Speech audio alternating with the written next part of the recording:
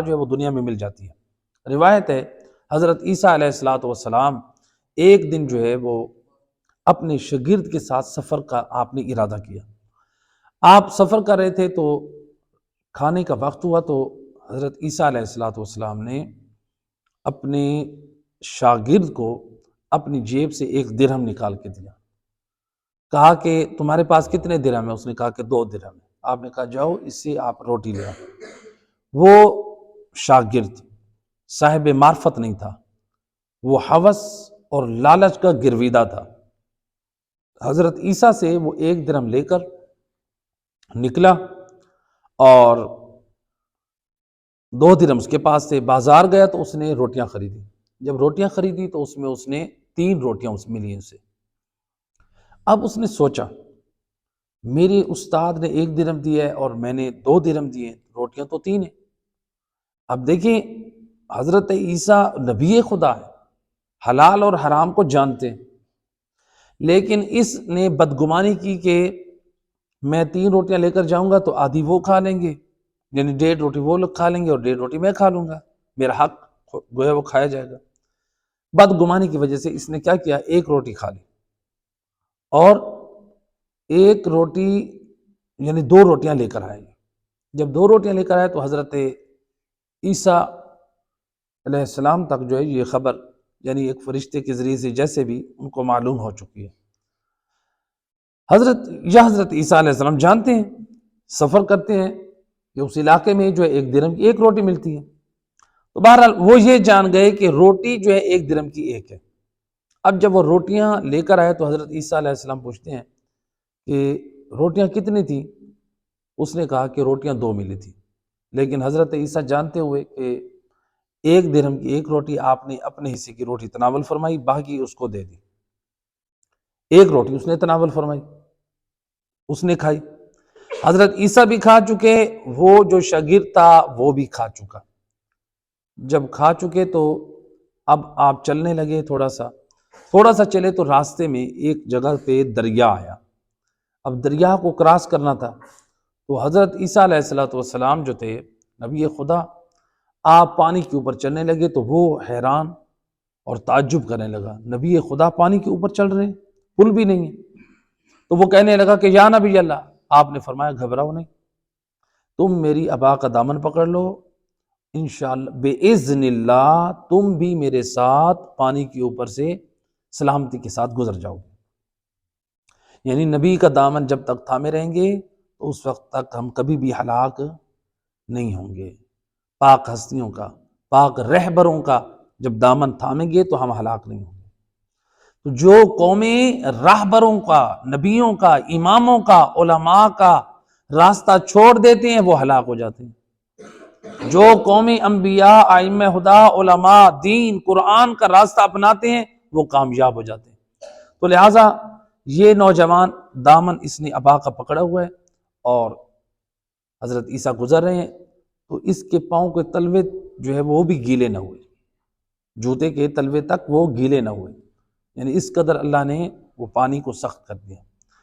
جب یہ گزر گئے تو حضرت عیسیٰ علیہ السلام یہ تعجب کرنے لگا، یا نبی اللہ، اللہ سبحانہ وتعالیٰ نے اس قدر آپ کو صاحب کرامت بنایا ہے۔ حضرت عیسیٰ علیہ السلام فرماتے ہیں کہ تمہارے ایمان کی کیا کیفیت ہے؟ کہا کہ الحمدللہ میرا دل جو ہے وہ نور ایمان سے بھر گیا۔ آپ فرماتے ہیں اچھا دل نور ایمان سے بھر گیا، اب بتاؤ جو روٹیاں خریدی تھی وہ کتنی تھی؟ کہتا ہے یا نبی اللہ، روٹیاں جو تھی وہ میں نے 2 خریدی تھی۔ اب حضرت عیسیٰ علیہ السلام سمجھ گئے کہ یہ لالچی ہوس کا یہ گرویدہ انسان ہے۔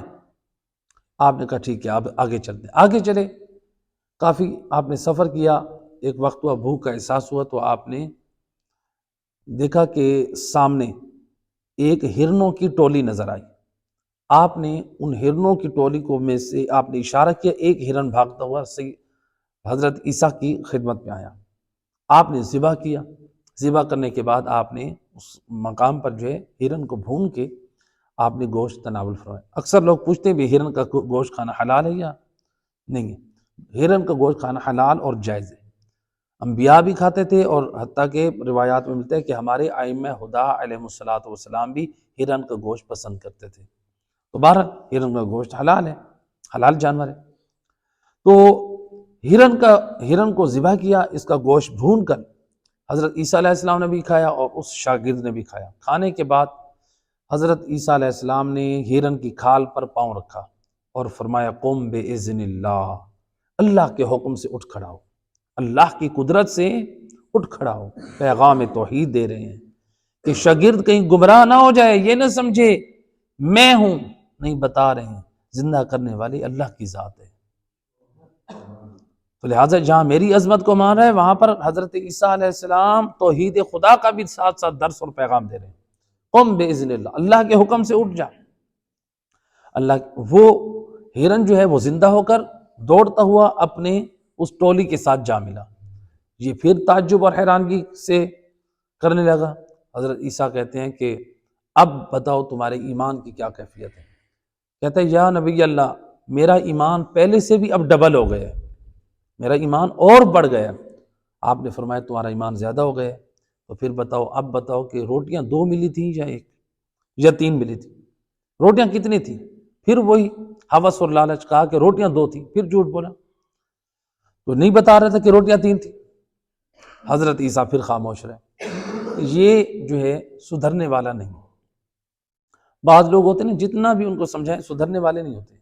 تو بہرحال یہ بھی جھوٹ پہ جھوٹ بول رہا ہے، یعنی سچ نہیں بول رہا۔ آگے چلتے چلتے ایک مقام پہ پہنچے، پہاڑی علاقہ تھا، وہاں پر جو ہے 3 اینٹیں ملی سونے کی۔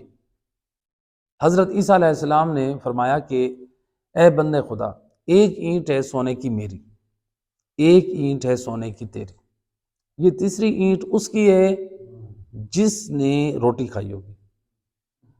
بتاؤ وہ اینٹ کس کے پاس ہے؟ اب کیسے وہ برداشت، اب کیسے وہ رہے؟ سونے کی اینٹ جاتی ہے۔ کہا کہ یا نبی اللہ، وہ روٹی میں نے کھائی تھی۔ بالآخر یعنی حضرت عیسیٰ نے بھی کہ اس طرح سے یہ بات ماننے والا نہیں، جھوٹ پہ جھوٹ بول رہا ہے، اور وہ بھی نبی کے ساتھ، سید الرسل، یعنی اس کی خود سے اقرار کروا رہے ہیں، بتا رہے ہیں دیکھو میرے ساتھ رہتے ہوئے بھی تم نہیں سدھر رہے ہو، یہ بدنصیبی ہے۔ ہم آج یہ کہیں کہ دیکھیں اس روایت میں ہم کہیں کہ وہ نبی کے ساتھ تھا نہیں سدھرا، یا فلاں نبی کے ساتھ تھا وہ نہیں سدھرا۔ آج ہم بھی، ہمارے ساتھ بھی تو قرآن ہے، ہمارے گھروں میں قرآن ہے، ہم علماء کی محفل اور مجالس سنتے ہیں۔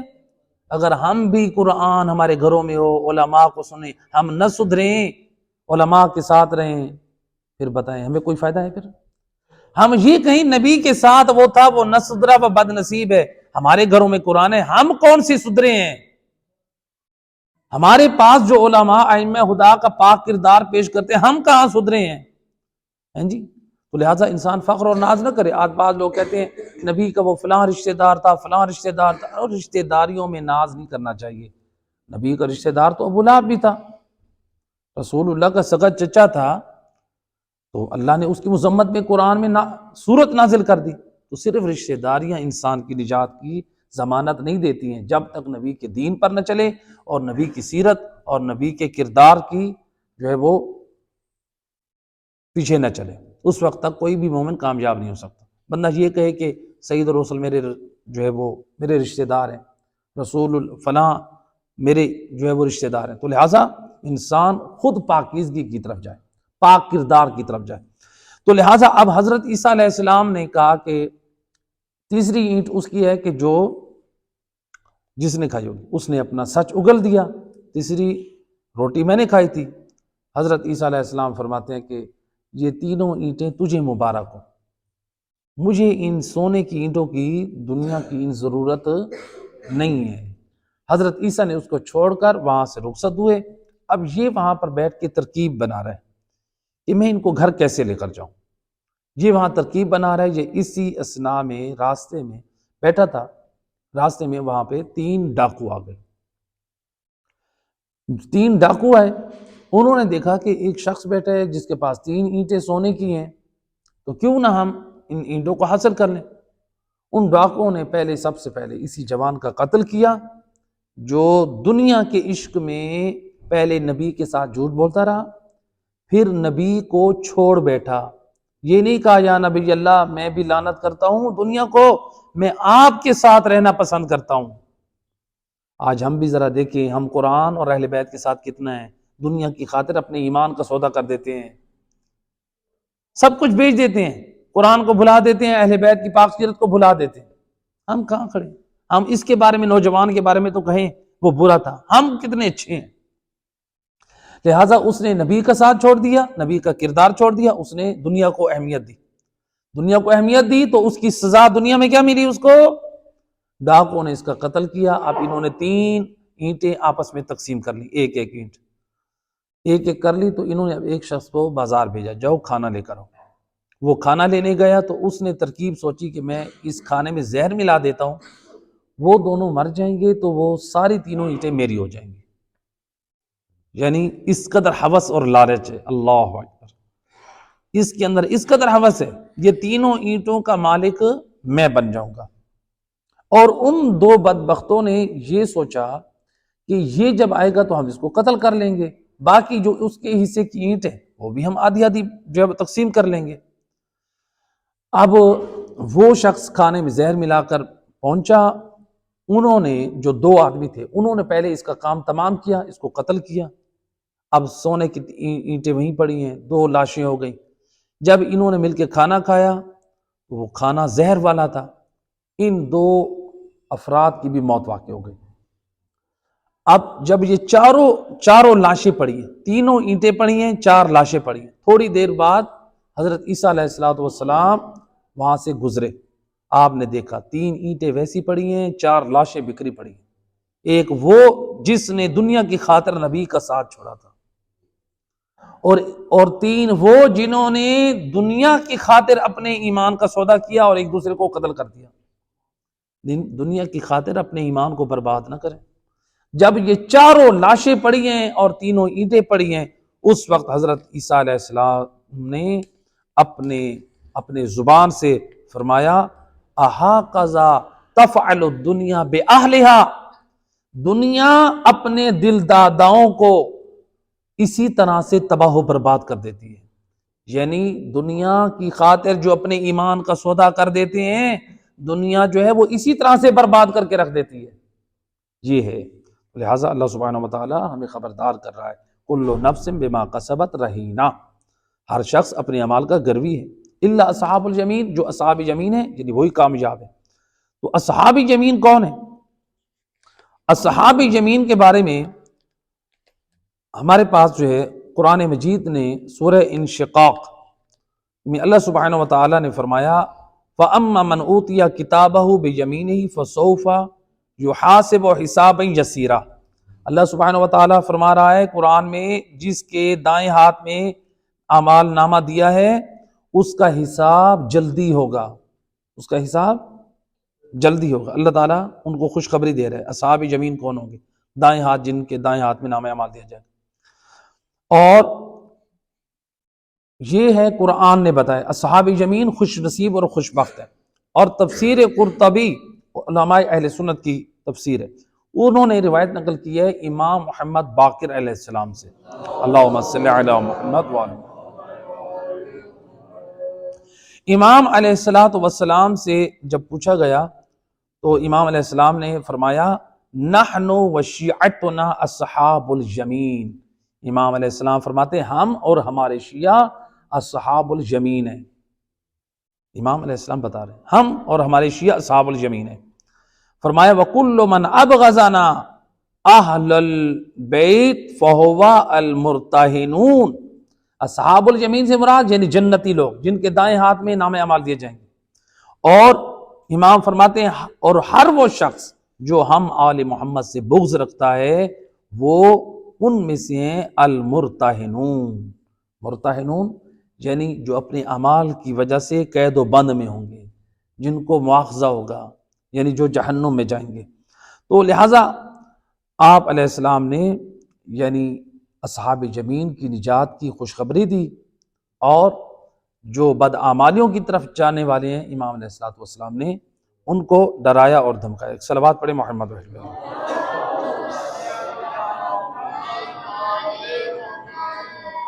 تو تو لہٰذا یہ قرآن مجید کی یہ آیات مجیدہ یہ 39 تک، یعنی آج آیت نمبر 31 سے لے کر 39 تک یہ آیات ہمیں جو پیغام دے رہی ہیں، صرف ہم قرآن کو پڑھیں نہیں، قرآن کی طرف توجہ کریں، قرآن کس لیے ہم نازل ہوا، کیا اس کا پیغام تھا۔ آج ہم مثلاً کرسمس ڈے منا رہے ہیں، پوری دنیا میں حضرت عیسیٰ علیہ السلام کی ولادت کا دن منا رہے ہیں۔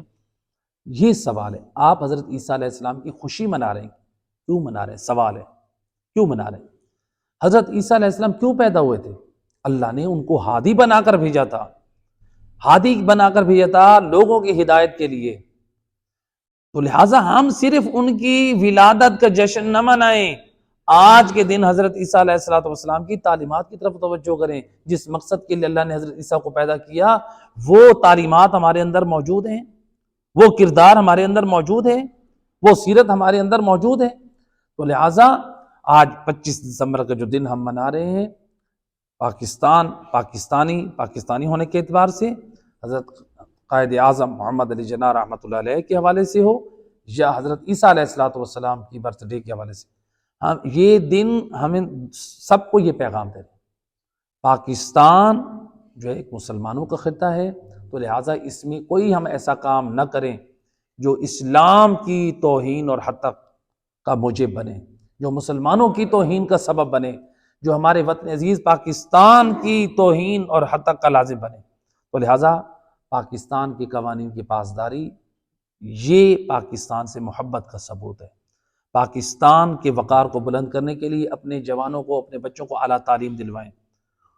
لہٰذا اب ایسے کام انجام دے جس سے ہمارے وطن عزیز پاکستان کا فخر بلند ہو، اور اسلام کا فخر بلند ہو، مسلمانوں کا فخر بلند ہو، ہماری قوم پاکستان کا فخر بلند ہو، اور ہم اس طرح سے کردار اپنائیں کہ ہمارے اندر تعلیمات حضرت عیسیٰ علیہ السلام کی اس قدر اجاگر کریں کہ جو اہل کتاب ہیں، عیسائی ہیں، ان کو بتائیں، وہ ہمارے اندر کردار پاک دیکھیں تو وہ کہیں کہ دیکھو کہ جو ہمارے نبی تھے، جس پر ہم ایمان رکھتے ہیں، یہ مسلمان تو ہمارے نبی پر بھی ایمان رکھتے ہیں۔ وہ ہمارے کردار کو دیکھ کے جو ہمارے اندر حضرت عیسیٰ علیہ السلام کے کردار کی جھلک ہو، وہ اسلام کی طرف مائل ہو۔ یہ جو عیسائی آتے تھے مدینہ میں رسول اللہ کی خدمت میں، یا ائمہ ہدیٰ علیہ السلام کی خدمت میں آتے تھے، متاثر ہو کر اسلام قبول کر لیتے تھے۔ وہ کیا دیکھتے تھے کہ جو ہماری کتابوں میں حضرت عیسیٰ کے پاک کردار ذکر موجود ہے، وہ ان پاک ہستیوں میں، رسول اور آل رسول کے اندر یہ پاک کردار موجود ہے۔ تو لہٰذا ہم سچے مسلمان اور کامیاب ہو سکتے ہیں جب ہمارے اندر پاک کردار ہو۔ پروردگار سے دعائیں کریں، مہربان اللہ محمد